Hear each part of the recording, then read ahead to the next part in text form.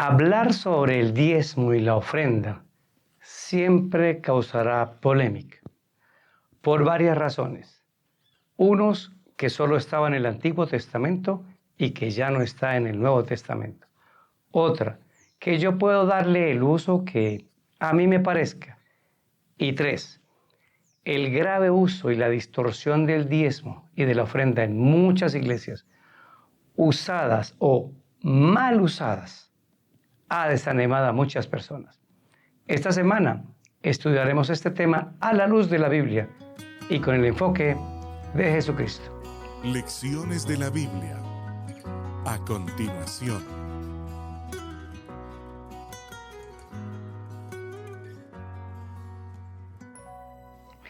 Bienvenidos a Lecciones de la Biblia, un espacio para estudiar y comprender la palabra de Dios. Estamos ya en nuestro repaso general número 3. Tema: el contrato del diezmo.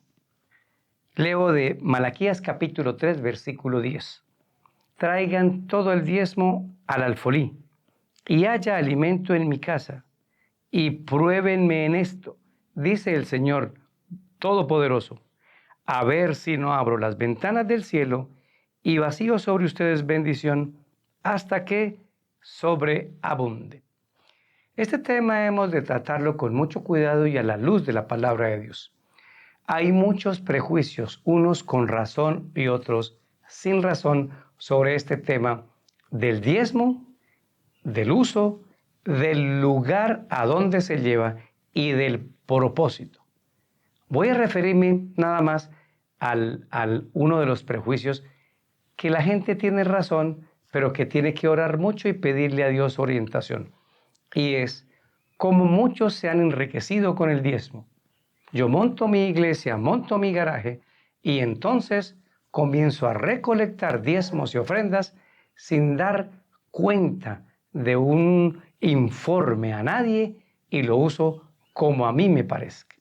Hoy asistimos a un teatro de muchas diversiones en donde se hace todo un espectáculo para el uso del diezmo, para la recolección del diezmo, y esto ha causado dolor y desconfianza en muchas personas que de manera sencilla, de manera muy consagrada, haciendo todo el esfuerzo posible, han sido fieles al Señor, y esas mega iglesias que no tienen ningún control absolutamente de nadie para el mal uso del diezmo. Ahora, lo que sí está claro es que la Biblia tiene unas líneas muy finas y muy bien colocadas con respecto a este tema. Eso es lo que vamos a hacer en esta introducción y durante la semana. ¿Qué es lo que dice la Biblia? ¿Cómo lo dice? ¿Cómo lo orienta? Para que nosotros podamos tomar decisiones personales. Porque al final de las cuentas, todo lo que Dios me pide a mí, eso va a depender de mi libertad de elección. Por ejemplo, hay 10 mandamientos. Yo decido si quebranto el séptimo o no. Eso es mi decisión personal. O si el de no robarás, yo lo quebranto o no. Eso ocurre con todo. Lo que sí no podemos eludir es una responsabilidad delante de Dios cuando sabemos las cosas. Este tema debe ser tomado con mucha oración, con mucha delicadeza, porque inclusive en dos usos del dinero que Dios nos da, cuando yo lo he apartado y lo entrego a alguien que responsablemente comienza a usarlo, pero no le da el uso adecuado o no se lleva al lugar adecuado, hay una distorsión bíblica. Pero también cuando a mí me queda en mis bolsillos lo que Dios me ha provisto, soy también altamente responsable de ese uso. Así que comencemos a poner las líneas bíblicas. No es mi objetivo ni el motivo de este repaso decir esto funciona así porque esta es mi iglesia y quizás usted tiene una creencia distinta. Esa no es la pelea que vamos a dar. La pelea que vamos a dar es qué es lo que dice el pasaje bíblico. Y cuando digo pelea, es la sana discusión de lo que debemos aprender. El punto número 1 es el concepto de soberanía. Ageo capítulo 2, versículo número 8. Mía es la plata y mío es el oro. dice Jehová de los ejércitos. Eso es muy sencillo para mí. Para Daniel Herrera existe un Dios todopoderoso, soberano, superior a mí, a quien yo he decidido someterme. Él es mi soberano, Él es mi rey, Él es mi dueño. Con ese concepto claro en mí, yo comienzo a tomar decisiones en mi vida. Y esas decisiones afectan absolutamente todo lo que ocurre a mi alrededor. Todo el concepto de mayordomía, el uso de mis talentos, de mi tiempo, de mis tesoros, del templo que es mi cuerpo y de la tierra que es su creación. Ahora, cuando alguien no tiene este concepto claro, sí tiene que hablar con Dios. O tal vez sea la raíz de todo el problema.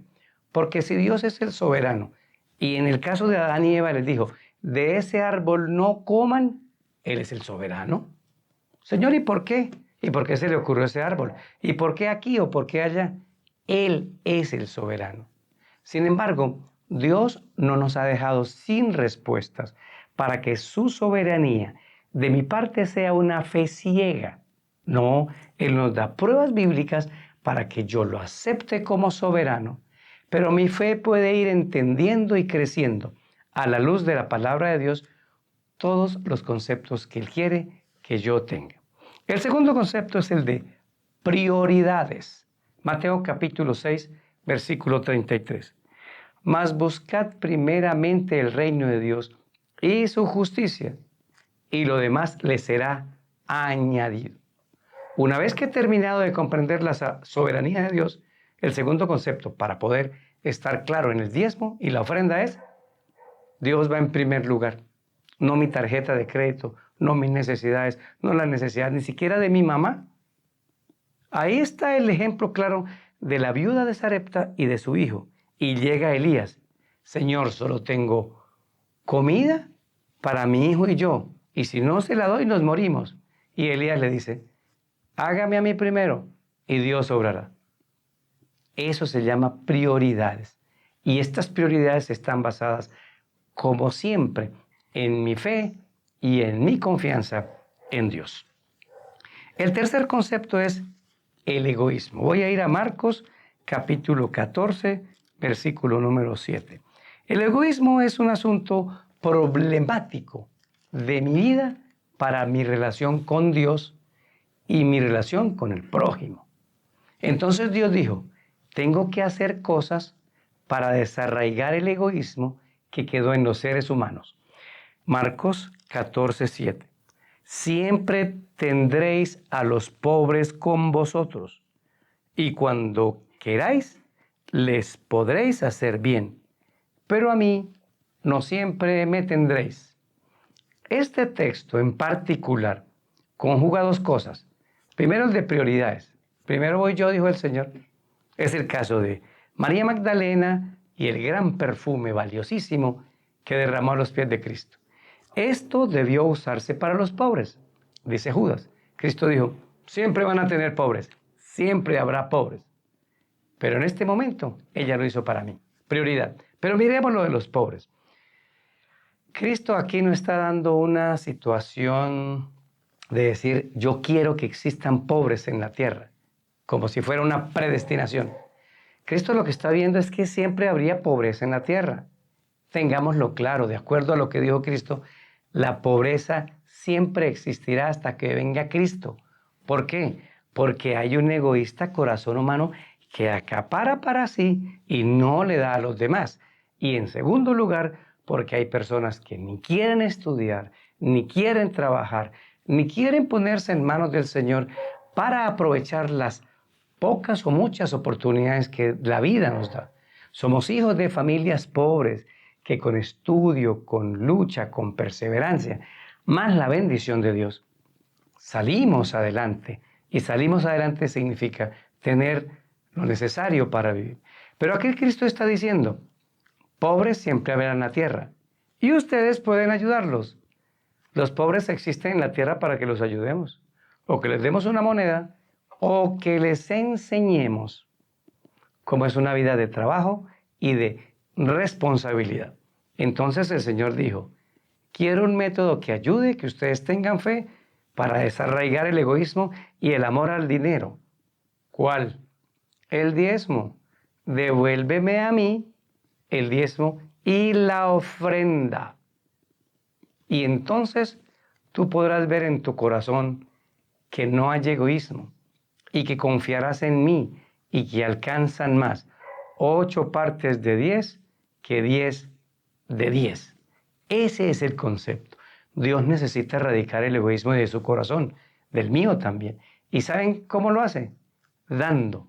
Cuando yo doy, más bienaventurada cosa es dar que recibir.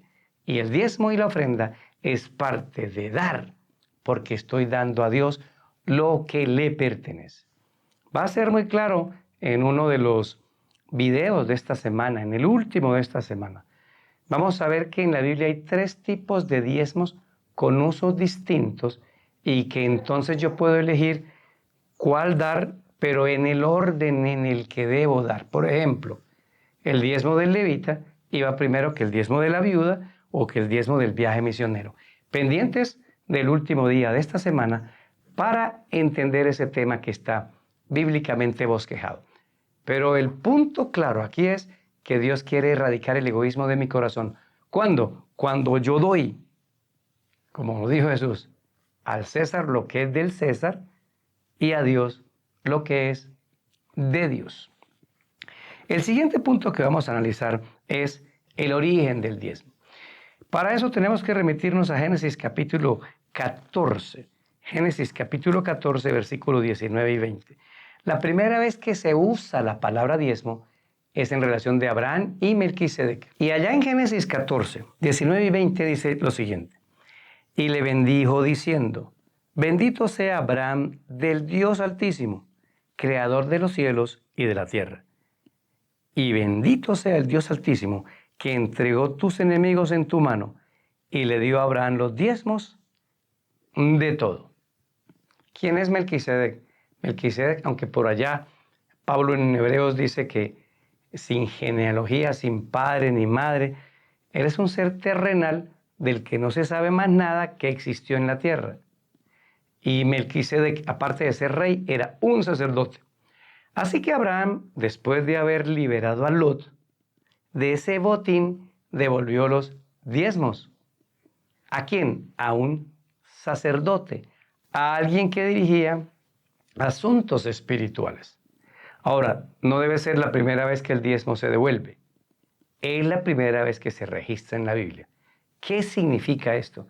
Que el diezmo era algo que en algún momento, desde el principio, Dios estableció y que sencillamente Abraham estaba cumpliendo con lo que Dios le había designado. Así que no hay un momento claro donde dice aquí empezó el diezmo, ¿no? En algún momento Dios lo tuvo que haber establecido porque Abraham obedeció. Luego, lo que se registra en la Biblia es una organización de ese diezmo para alimentar a la familia de Leví. Números capítulo 18, versículo número 21. Israel ha salido de Egipto, han llegado al Sinaí y se establece una tribu para cuidar todo lo que era el evangelio, el santuario. Y en Números 18, 21 dice, he aquí yo he dado a los hijos de Leví todos los diezmos en Israel por heredad, por su ministerio, por cuanto ellos sirven en el ministerio del tabernáculo de reunión. Aquí se establece que los diezmos irían para el uso del ministerio. Y aquí hay algo muy claro. Cualquiera que diga, yo tengo un ministerio, entonces denme los diezmos, fácil, se va a sentar ante el juicio de Dios para saber si eso fue lo correcto o no. Y eso daremos cuenta delante del Señor. Pero aquí se dice, van para el uso del ministerio. Luego, por allá, se menciona en muchas ocasiones en el Antiguo Testamento, Malaquías 3, que fue el que vimos hoy, hay un reclamo de Dios de que ustedes están robando diezmos y ofrendas. Las dos, porque hay diezmo y ofrenda y son muy distintas. Cuando en Malaquías 3 dice, vosotros me habéis robado en vuestros diezmos y ofrendas, significa que es una disyuntiva, son dos cosas distintas que hay que devolver las dos, hay que devolver el diezmo. Lo que pasa es que el diezmo, por eso viene la palabra diezmo de 10, una de cada 10 partes de mis ingresos le pertenece a Dios. Por eso se llama diezmo de 10. Eso está claramente establecido la cantidad. De la ofrenda no está establecida la cantidad, es qué sacrificio, qué amor voy a hacer yo para devolver la ofrenda. Esa cantidad la elijo yo. Lo que yo no puedo elegir es si devuelvo la ofrenda o no la devuelvo. Y eso está en Malaquías capítulo 3. Luego en 2 de Corintios capítulo 9, versículo 7, se mencionan todavía algunas cosas. Algunos dicen, es que en el Nuevo Testamento ya desaparecieron los diezmos. No, tanto el diezmo como el sábado son dos asuntos claramente establecidos que no necesitaban repetirse mucho. Y en cambio en 2 de Corintios capítulo 9, versículo 7, el apóstol Pablo dice, cada uno dé como propuso en su corazón, no con tristeza, ni por necesidad, porque Dios ama al dador alegre. Y si usted ve el capítulo, se refiere a la ofrenda para los santos. Cada uno dé como propuso en cuanto a las ofrendas. Pero en cuanto al diezmo, es muy claro en decir en 1 de Corintios, capítulo 9, versículo número 14, lo siguiente. Así también ordenó el Señor a los que anuncian el Evangelio que vivan del Evangelio. ¿Lo están viendo? En cuanto a las ofrendas, dijo, cada uno dé como propuso en su corazón, y délo con alegría, no con tristeza. Y en cuanto a los que viven del Evangelio, el diezmo, dijo, el que vive del Evangelio, que coma del Evangelio. ¿Quién define quién es el ministerio y a quién se lo devuelve? Bueno, esta semana vamos a ver un asunto muy importante. Traigan el diezmo al alfolí, dice Malaquías capítulo número 3. Y entenderemos en el estudio de esta semana que el lugar correcto es donde está el alfolí. Y el alfolí originalmente era un cuarto, era una pieza donde traían todos los israelitas sus vacas, sus ganados, su trigo, su pan, su vino, sus aceitunas, y ahí lo dejaban. ¿Y esto qué es? Este es mi diezmo.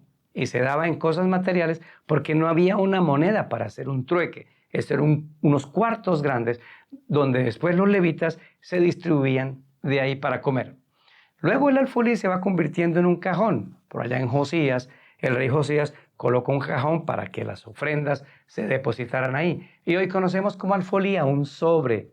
¿Dónde está eso? En una tesorería resguardada donde se cuenta exactamente cuánto dio cada hermano y donde se devuelven datos a la persona de que eso se usó correctamente, de que llegó y que se usa para el propósito correcto. Hay gente que no tiene control sobre esto. Les dieron toda la vida diezmos y ofrendas, y nunca, con eso compraron muchas propiedades y compraron muchas cosas. Y me refiero a todo tipo de ministerio. Y muchos de esos ministerios pertenecen a esas familias en lo personal y se lo heredan de uno a otro. Tiene que ser un sistema eclesiástico que eso no quede en manos de personas particulares, sino de una institución imperfecta en muchos casos, pero que por lo menos la iglesia que yo dirijo no es mía, no me pertenece, no se la heredo a uno de mis hijos o a mi esposa, y esa propiedad no está a mi nombre, está a nombre de una institución. Y vuelvo y lo repito, todos daremos cuenta, tanto el que administra el diezmo como el que lo devuelve o no, ante el Señor. Pero aquí Pablo dice, eso en el Nuevo Testamento todavía existe, y dice Pablo. Y es más, cuando usted va a Hebreos 7, 4 y 8, Pablo resalta el hecho de que Abraham devolvió los diezmos, y lo repite, y devolvió el diezmo, porque estaba todavía completamente establecida. Así que, ¿qué es lo que usted debe hacer? De la palabra diezmo y ofrenda, o la palabra diezmos en un buscador bíblico, y lea todos los textos, porque ahí va a haber claridad. No se deje llenar de prejuicios, no se deje llenar de amargura de otros. Mi pacto con Dios es individual, es independiente. En mi pacto nadie se puede meter.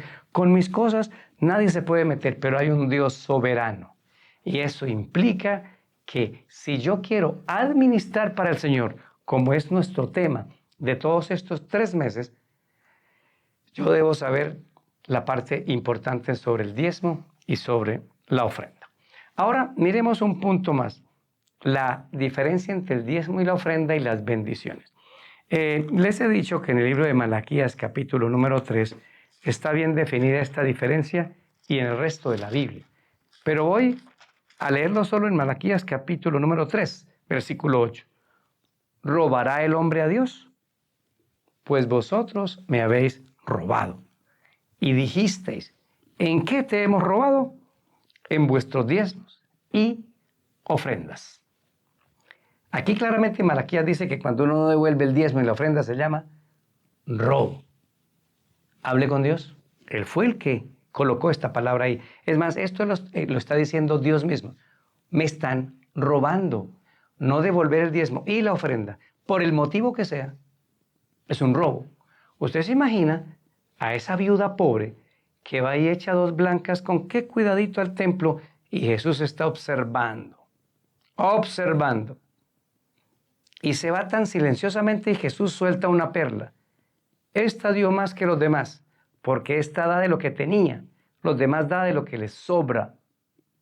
Y Jesús sabía que esas 2 moneditas se iba a perder en la glotonería de los fariseos que las administraban. Pero no se lo impidió dar, pero sí le va a pedir cuentas a los fariseos que administraron esas 2 blancas, esas 2 moneditas, ¿qué hicieron con eso? ¿Por qué Cristo no le impidió dar esa ofrenda? Porque Él dice hay que darlo. Y ojo, quienes estamos en el ministerio como yo debemos ser altamente responsables sobre el uso del dinero. Muy responsables. A mí me pagan con un dinero de diezmos. Y lo que yo gasto, yo lo daré en cuenta al Señor. Mi estado de salud, lo que compro, lo que ostento o no. Hemos de tener mucho cuidado, porque también es dinero sagrado, usado en nuestro bienestar. Y ojo, hay una diferencia entre diezmo y ofrenda. Debes devolver el diezmo y la ofrenda. Ahora, cuando se hace esto en Deuteronomio 28, hay una lista de las bendiciones que vendrán sobre el pueblo de Israel si eres obediente. Uno no recibe bendiciones porque devuelve el diezmo y la ofrenda. Ese es un error. Uno recibe bendiciones porque Dios me ama. Y el que devuelve el diezmo y la ofrenda recibe bendiciones como el que no la devuelve. ¿Dónde está la diferencia? El que no devuelve el diezmo y la ofrenda, claro que recibe bendiciones. Dios le ayuda a dar trabajo y le da salud y le da muchas cosas, pero no como Dios quisiera cuando lo hacemos. ¿Por qué? Porque el que devuelve el diezmo y la ofrenda ha entendido el buen uso del dinero. Y cuando uno empieza a entender el uso del dinero, Dios nos da más, porque no es para mi engreimiento, no es para que me compre cosas nuevas y ostente, es para bendecir a Dios y para el sostenimiento del Evangelio y para mis necesidades. Pero hay una cláusula: si obedeces la voz de Dios, las bendiciones vienen, unas porque Dios nos ama y 2 porque hemos decidido confiar en Él, y son condicionales. Si obedeces estos mandamientos, te vendrán estas bendiciones, y si no los obedeces, no vendrán esas bendiciones. Dios guarda un equilibrio en esto, y esto hemos de estudiarlo con mucha sensatez y con mucho cariño. Finalmente, vamos a la posición de Jesús. ¿Qué dijo Jesús? Y esto nos lo arregla todo. Lucas capítulo 11, versículo número 42. Mas hay de vosotros, fariseos, que diezmáis la menta, la ruda y toda hortaliza, y pasáis por alto la justicia y el amor de Dios. Esto os era necesario hacer sin dejar de hacer aquello. A ver, todo se acaba en el concepto de Cristo. Que el Antiguo, que el Nuevo Testamento, que si lo doy, que no lo doy. Hable con Jesús, hable con Cristo. Cristo dice, ustedes fariseos hacen 2 cosas, ¿cierto? Una, diezman todo, exactamente. Y la otra, no aman a la gente en el amor de Dios. Necesito que hagan ambas. Esto era necesario hacer. ¿Qué? Que sigan diezmando y ofrendando, sin dejar de hacerlo. Lo otro, ¿cuál? Amen de todo corazón. Cristo lo dijo muy claro. Esta es la voz de Cristo. El diezmo hay que devolverlo, pero también hay que tener amor en el corazón. La raíz de todos los males es el amor al dinero. Así que el gran punto central de este tema que vamos a ver esta semana es el asunto de el amor a Dios. Yo amo a Dios, yo amo a Dios y yo pongo a Dios en primer lugar. Yo sé que existen en su mente muchas preguntas, dudas sobre cuánto hay que devolver el diezmo, cuál es el uso, a quién se lo doy, cuál es la cantidad correcta, cómo se utiliza. Hay que seguir orando al Señor. Hay que seguir orando al Señor. Pero debemos tener mucho cuidado. Hay personas que se aprovechan de esto para quitarle el diezmo y la ofrenda a las personas sin que pase por una tesorería, sin que pase por una auditoría. ¿A quién le dan cuenta quienes reciben los diezmos y las ofrendas? Hay que hacer unas auditorías y muchas de esas auditorías tienen que ser con el gobierno, porque el Señor dijo, al César lo que es del César y a Dios lo que es de Dios. Que el Señor nos ilumine de verdad, porque estoy tratando un tema que tiene que ver con un asunto que es meterle la mano al bolsillo a alguien y a sacarle su dinero. No es así.